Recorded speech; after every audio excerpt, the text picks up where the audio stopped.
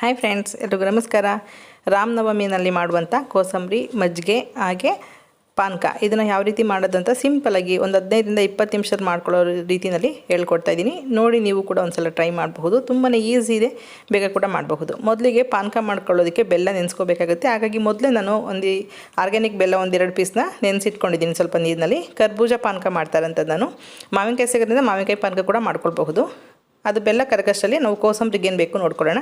ಹೆಸರುಬೇಳೆ, ಕಡಲೆಬೇಳೆ 2 ಸೇರಿ 2 ಗಂಟೆ ನೆನೆಸಿಟ್ಕೊಂಡಿದ್ದೀನಿ. ಸ್ವಲ್ಪ ತೆಂಗಿನಕಾಯಿ ತುರಿ ಇದೆ, ಸ್ವಲ್ಪ ಮೆಣಸಿನ ಪುಡಿ, 1 ಕ್ಯಾರೆಟನ್ನು ತುರಿದಿಟ್ಕೊಂಡಿದ್ದೀನಿ, ಸ್ವಲ್ಪ ಅರ್ಧ ಉಳ್ಳಷ್ಟು ನಿಂಬೆಹಣ್ಣು ರಸ ಬೇಕಾಗುತ್ತೆ, ಸ್ವಲ್ಪ ಕೊತ್ತಂಬರಿ ಸೊಪ್ಪು, ಸ್ವಲ್ಪ ಸೌತೆಕಾಯಿನ ಹೆಚ್ಚಿಟ್ಕೊಂಡಿದ್ದೀನಿ. ತುರಿದ್ರೆ ಬೇಗ ನೀರು ಬಿಟ್ಕೊಳ್ಳುತ್ತೆ. ರುಚಿಗೆ ತಕ್ಕಷ್ಟು ಉಪ್ಪು. ಇದು ಒಗ್ಗರಣೆಗೆ ಮಜ್ಜಿಗೆ ಮತ್ತು ಕೋಸಂಬರಿ ಎರಡಕ್ಕೂ ಒಗ್ಗರಣೆ ಆಗುತ್ತೆ. ಸಾಸಿವೆ, ಜೀರಿಗೆ, ಹಿಂಗು, ಶುಂಠಿ, ಒಣಮೆಣಸಿನ್ಕಾಯಿ, ಹಸಿಮೆಣಸಿನ್ಕಾಯಿ, ಕರಿಬೇವಿನ ಸೊಪ್ಪು. ಈ ಒಗ್ಗರಣೆ ಒಂದು ಸಲ ಮಾಡಿಕೊಂಡ್ರೆ ನಾವು 2 ರೆಸಿಪಿಗಳಿಗೂ ಹಾಕ್ಕೊಳ್ಬಹುದು. ಮಸಾಲ ಮಜ್ಜಿಗೆಗೆ ಮತ್ತು ಕೋಸಂಬರಿಗೆ. ಮಜ್ಜಿಗೆ ಮಾಡ್ಕೊಳ್ಳೋದಕ್ಕೆ ರಾತ್ರಿನೇ ನಾನು ಹಾಲನ್ನ ಹಾಕ್ಕೊಂಡಿದ್ದೆ. ಒಂದು ಅರ್ಧ ಲೀಟರ್ಷ್ಟು ಕರಿಬೇವಿನ ಸೊಪ್ಪು, ಹಾಗೆ ಹಸಿ ಶುಂಠಿ ತುರಿ, 1 ಹಸಿಮೆಣಸಿನ್ಕಾಯಿ, ಸ್ವಲ್ಪ ಬ್ಲ್ಯಾಕ್ ಸಾಲ್ಟು, ಸ್ವಲ್ಪ ಉಪ್ಪಿದೆ. ನೀವು ಮಕ್ಕಳೆಲ್ಲ ಉಪಯೋಗಿಸೋದ್ರಿಂದ ಹಸಿಮೆಣಸಿನ್ಕಾಯಿ ಬೇಕಾದರೆ ಹಾಕ್ಕೊಳ್ಳಿ. ನಾನು ಜಾಸ್ತಿ ಇಲ್ಲಿ ಬಳಸಿಲ್ಲ, ಜಸ್ಟ್ ಒಂದನ್ನು ಬಳಸಿದ್ದೀನಿ. ಮೊದಲಿಗೆ ಒಗ್ಗರಣೆ ಮಾಡಿಟ್ಕೊಳ್ಳೋಣ. ಒಗ್ಗರಣೆ ಸ್ವಲ್ಪ ತಣ್ಣಗಾಗಬೇಕು. ಹಾಗಾಗಿ ಎಣ್ಣೆ, ಸಾಸಿವೆ, ಜೀರಿಗೆ, ಹಸಿಮೆಣಸಿನ್ಕಾಯಿ, ಒಣಮೆಣಸಿನ್ಕಾಯಿ, ಶುಂಠಿ, ಕರಿಬೇವು ಹಾಗೆ ಹಿಂಗು ಆ ಪ್ಲೇಟಲ್ಲಿ ದೋಸೆದೆಲ್ಲನೂ ಒಗ್ಗರಣೆ ಮಾಡಿ ಸ್ವಲ್ಪ ತಣ್ಣಗಾಗೋದಕ್ಕೆ ಬಿಡೋಣ.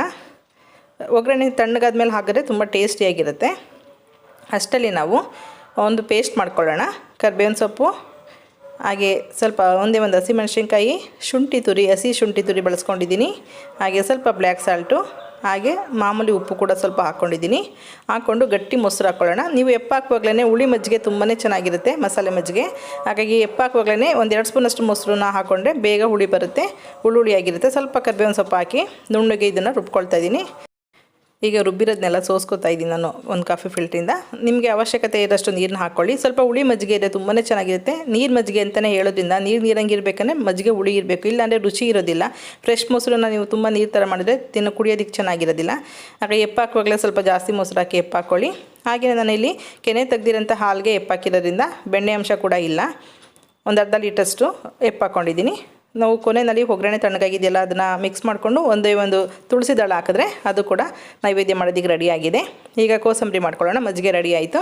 ಈ ಕೋಸಂಬರಿಗೆ ನೆನೆಸಿ ಬೇಳೆಗಳನ್ನ ನೀರೆಲ್ಲ ಸೋರ್ಲಾಕಿದ್ವಲ್ಲ, ಆ ಬೇಳೆ, ಹಸಿ ತೆಂಗಿನಕಾಯಿ ತುರಿ, ಹಾಗೆಯೇ ತುರಿದಿರೋಂಥ 1 ಕ್ಯಾರೆಟು ನಿಮಗೆ ಬೇಡ ಅಂದರೆ ಹಾಕೋದು ಬೇಡ, ಚೆನ್ನಾಗಿರುತ್ತೆ ಟೇಸ್ಟು.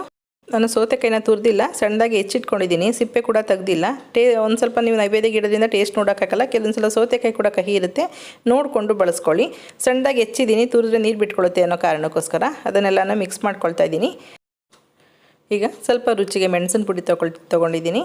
ಒಂದು 4-5 ಮೆಣಸನ್ನು ಕುಟ್ಟಿ ಪುಡಿ ಮಾಡಿ ಹಾಕ್ಕೊಳ್ಳಿ. ಹಾಗೆ ರುಚಿಗೆ ತಕ್ಕಷ್ಟು ಉಪ್ಪನ್ನು ಹಾಕ್ಕೊಳ್ತಾ ಇದ್ದೀನಿ. ಹಾಕ್ಕೊಂಡು ಇದನ್ನು ಮೆಣಸು, ಉಪ್ಪು ಎಲ್ಲ ಮಿಕ್ಸ್ ಆಗೋ ರೀತಿಯಲ್ಲಿ ಮಿಕ್ಸ್ ಮಾಡ್ಕೋಬೇಕಾಗತ್ತೆ.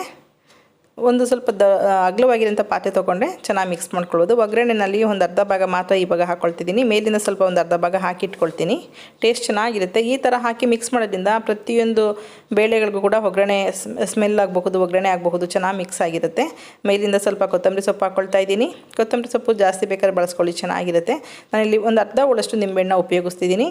ನಿಂಬೆಹಣ್ಣು ಬದಲಿಗೆ ನಿಮಗೆ ಹಸಿ ಮಾವಿನಕಾಯಿ ಸಿಕ್ಕಿದ್ರೆ ಮಾವಿನಕಾಯಿ ಕೂಡ ತುರಿದ್ಬಿಟ್ಟು ಹಾಕ್ಕೊಳ್ಳಿ ಸೌತೆಕಾಯಿ ಜೊತೆನೇ, ತುಂಬಾ ಟೇಸ್ಟಿಯಾಗಿರುತ್ತೆ. ಒಗ್ಗರಣೆನ ಮೇಲಿಂದ ಮಿಕ್ಸ್ ಮಾಡಿ ಹಾಕ್ಕೊಳ್ತಾ ಇದ್ದೀನಿ. ಈ ರೀತಿ ನಾವೆಲ್ಲ ರೆಡಿ ಮಾಡಿ ಇಟ್ಕೊಂಡ್ರೆ ಎಷ್ಟು ಬೇಕೋ ಅಷ್ಟನ್ನು ಒಂದು ಕಡೆಯಿಂದ ಸರ್ವ್ ಮಾಡ್ಕೊಳ್ಬಹುದು. ಉಪ್ಪು, ಖಾರ, ಹುಳಿ ಎಲ್ಲ ಕಡೆ ಮಿಕ್ಸ್ ಆಗಿರೋದ್ರಿಂದ ಪೂರ್ತಿ ಸರ್ವ್ ಮಾಡಿ ಬಿಟ್ಬಿಟ್ರೆ ಬೇಗ ನೀರು ಬಿಟ್ಕೊಳ್ಳುತ್ತೆ, ಬೇಗ ಹಾಳಾಗುತ್ತೆ. ಹಾಗಾಗಿ ಕೋಸಂಬರಿ ಕೂಡ ರೆಡಿ ಆಯಿತು. ಈಗ ಪಾನಕ ಮಾಡೋದು ಹೇಗೆ ಅಂತ ನೋಡ್ಕೊಳ್ಳೋಣ. ಕುಟಾಣಿಗೆ ಬ್ಲ್ಯಾಕ್ ಸಾಲ್ಟ್ ಹಾಕ್ಕೊಳ್ತಾ ಇದ್ದೀನಿ, ಸ್ವಲ್ಪ ಸೋಂಪು ಒಂದು ಅರ್ಧ ಸ್ಪೂನಷ್ಟು, ಕಾಳು ಮೆಣಸು ಒಂದು 6-7, ಏಲಕ್ಕಿ 1-2 ಇಷ್ಟು ತೊಗೊಂಡಿದ್ದೀನಿ. ಒಣ ಶುಂಠಿ ಪುಡಿ ಆಗಿರೋದ್ರಿಂದ ಪುಡಿನ ಡೈರೆಕ್ಟಾಗಿ ಮಿಕ್ಸ್ ಮಾಡ್ಕೊಳ್ಳೋಣ. ಹಸಿ ಶುಂಠಿಗಿಂತ ಒಣ ಶುಂಠಿ ತುಂಬಾ ಚೆನ್ನಾಗಿರುತ್ತೆ ಫ್ಲೇವರು. ಇದನ್ನೆಲ್ಲ ಕುಟ್ಬಿಟ್ಟು ಬೆಲ್ಲ ಏನು ಕರಗೋದಕ್ಕೆ ಇಟ್ಕೊಂಡಿದ್ದೀವಿ ಅದಕ್ಕೆ ಹಾಕ್ಕೊಂಡು ಅದ್ರ ಜೊತೆಗೇ ಒಣ ಶುಂಠಿ ಪುಡಿ ಹಾಕ್ಕೊಂಡು ಇದು ಸ್ವಲ್ಪ ನೆಂದು ಫ್ಲೇವರ್ ಬಿಡಬೇಕು. ಹಾಗಾಗಿ ಕರ್ಬೂಜ ಹೆಚ್ಚಿ ನಾವು ಪೀಸ್ ಮಾಡಿ ರುಬ್ಬೋ ತನಕ ಒಂದು 5 ನಿಮಿಷ ಚೆನ್ನಾಗಿ ಅದು ನೆನಿಲಿ. ನಾವು ಕರ್ಬೂಜ ಒಂದು ಹಣ್ಣನ್ನು ಕಟ್ ಮಾಡ್ಕೊಳ್ತಾ ಇದ್ದೀನಿ. ಮಧ್ಯೆ ಇರೋಂಥ ತಿರುಳು ಬೀಜನೆಲ್ಲ ತೊಗೊಳ್ತಾ ಇದ್ದೀನಿ. ಬೀಜ ಎಲ್ಲ ತೆಗೆದು, ಬೀಜ ಏನು ಹಾಕೋ ಅವಶ್ಯಕತೆ ಇಲ್ಲ. ಇದನ್ನೆಲ್ಲ ಸಣ್ಣದಾಗಿ ಪೀಸ್ ಮಾಡಿಕೊಂಡು, ನೀರೇನು ಹಾಕೋದು ಬೇಡ, ಇದೇ ನೀರು ಬಿಟ್ಕೊಳ್ಳುತ್ತೆ. ಮಿಕ್ಸಿನಲ್ಲಿ ರುಬ್ಕೋಬೇಕಾಗುತ್ತೆ. ನೀವು ನಾರ್ಮಲ್ ಕರ್ಬೂಜ ಜ್ಯೂಸ್ ಮಾಡೋದಿದ್ರೆ ಸಕ್ಕರೆ ಹಾಕ್ಕೊಂಡು ರುಬ್ಕೊಳ್ತೀರಾ. ಆದರೆ ಬೆಲ್ಲದ ಪಾನಕ ತುಂಬಾ ಚೆನ್ನಾಗಿರುತ್ತೆ, ಆರೋಗ್ಯ ಕೂಡ ತುಂಬ ಒಳ್ಳೆಯದು. ಕರ್ಬೂಜ ಜ್ಯೂಸ್ ಕುಡಿಯೋದಿದ್ರೆ ನೀವು ಬೆಲ್ಲದಲ್ಲಿ ಪಾನಕ ಮಾಡ್ಕೊಂಡೇ ಕುಡೀರಿ, ಸಕ್ಕರೆ ಉಪಯೋಗಿಸೋದಕ್ಕಿಂತ ಚೆನ್ನಾಗಿ. ಈಗೆಲ್ಲ ರುಬ್ಬ ಆಗಿದೆ. ಒಂದು ಪಾತ್ರೆಗೆ ರುಬ್ಬಿರೋದನ್ನು ಹಾಕ್ಕೊಳ್ತಾ ಇದ್ದೀನಿ. ಸ್ವಲ್ಪ ಕೂಡ ನೀರು ಹಾಕಿಲ್ಲ. ನೋಡಿ ಎಷ್ಟು ಗಟ್ಟಿಯಾಗಿ ಪೇಸ್ಟ್ ಆಗಿದೆ. ಈಗ ಬೆಲ್ಲದ್ದೆಲ್ಲ ಕರಗಿದೆಯಲ್ಲ, ಅದನ್ನು ಆ ನೀರನ್ನ ಸ್ವಲ್ಪ ಸೋಸ್ಕೊಳ್ಳೋಣ ಇದ್ರ ಜೊತೆಗೆ. ನಿಮಗೆ ಪಾನಕ ಇನ್ನೂ ಜಾಸ್ತಿ ಬೇಕಂದರೆ ಬೆಲ್ಲದ ನೀರನ್ನ ಇನ್ನೂ ಒಂದು ಅಚ್ಚು ಬೆಲ್ಲ ಹಾಕ್ಕೊಂಡು ಕರಗಿಸ್ಕೊಂಡು ಹಾಕ್ಕೊಳ್ಳಿ. ಹಾಗೆ ಹುಳಿ ಕೂಡ ಜಾಸ್ತಿ ಮಾಡಿಕೊಂಡ್ರೆ ಪಾನಕ ಕೂಡ ತುಂಬ ರುಚಿಯಾಗಿರುತ್ತೆ. ನಾನಿಲ್ಲಿ ನಿಮ್ಗೆ ತೋರ್ಸೋಕ್ಕೆ ಅಂತ ಸ್ವಲ್ಪ 1 ಲೀಟ್ರ್ ಅಷ್ಟೇ ಮಾಡ್ಕೊಂಡಿದ್ದೀನಿ. ನಾನಿಲ್ಲಿ 1 ನಿಂಬೆಹಣ್ಣು ರಸನ ಹಾಕ್ಕೊಳ್ತಾ ಇದ್ದೀನಿ ಹುಳಿಗೋಸ್ಕರ. ಕರ್ಬೂಜ ಜ್ಯೂಸ್ನಲ್ಲಿ ಹುಳಿ ಇರೋದಿಲ್ಲ, ಕರ್ಬೂಜದಲ್ಲಿ ಲೈಟಾಗಿ ಸ್ವೀಟ್ ಇರುತ್ತೆ ಅಷ್ಟೇ. ಅದಕ್ಕೊಂದು ತುಳಸಿ ದಳ ಇಟ್ಟರೆ ಕರ್ಬೂಜ ಜ್ಯೂಸ್ ಕೂಡ ರೆಡಿ ಆಯಿತು, ಪಾನಕ ಕೂಡ. ಈಗ ದೇವ್ರಿಗೆ ನೈವೇದ್ಯ ಮಾಡಿ ಎಲ್ರಿಗೂ ನೀವು ಸರ್ವ್ ಮಾಡಬಹುದು.